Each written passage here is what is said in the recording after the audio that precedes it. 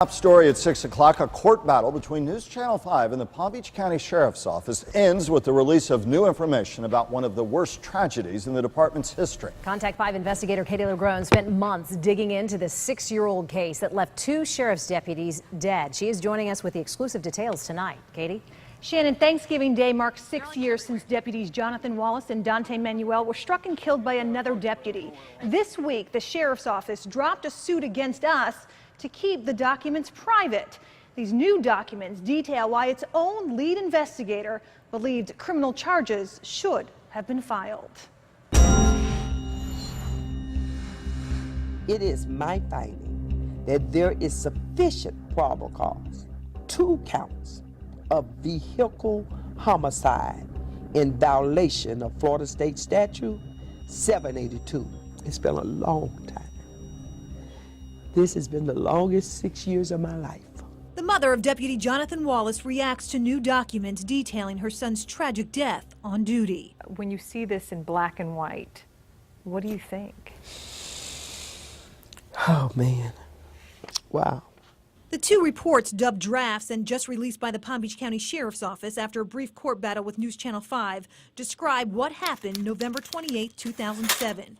The night Wallace and his colleague Dante Manuel were struck and killed by fellow officer Canine Corporal Greg Fernandez, who was going triple-digit speeds pursuing a car thief. They knew the information. It wasn't like it was not presented to them, but they chose not to use it in the case. They chose to blame the dead for what the living had done. Both reports submitted by the agency's lead investigator from the case end with the same 2 paragraphs, recommending the deputy who struck and killed these officers face criminal charges.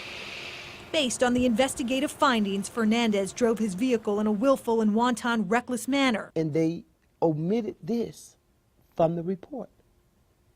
It was held back. It's a recommendation that never made it in the agency's final report, submitted to the state attorney months later. So I guess it exists. It's also a recommendation the state attorney's lead prosecutor from the case agreed with but never saw. I don't know what happened, why this entire packet didn't make it to my desk, as every single other traffic homicide did since 1993. For more than a decade, Ellen Roberts led the state attorney's traffic homicide division. You just can't drive like that and kill someone and not be charged with vehicular homicide. It remains unclear why this recommendation was left out of the sheriff's final version. The evidence is what it is. It's there. Then State Attorney Barry Krischer, who now consults for the sheriff's office, ultimately cleared Deputy Greg Fernandez of any wrongdoing. This is the missing document. But for the families left behind, these reports are reason for hope.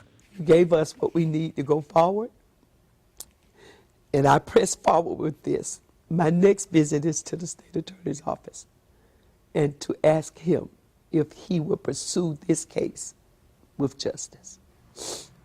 The sheriff has not responded to our latest request for an interview. We're told that sometimes recommendations for charges are included in an investigator's report to the state attorney, and sometimes those recommendations are not included. Either way, Shannon, the final decision on whether or not to prosecute is always up to the state attorney. Katie, thank you.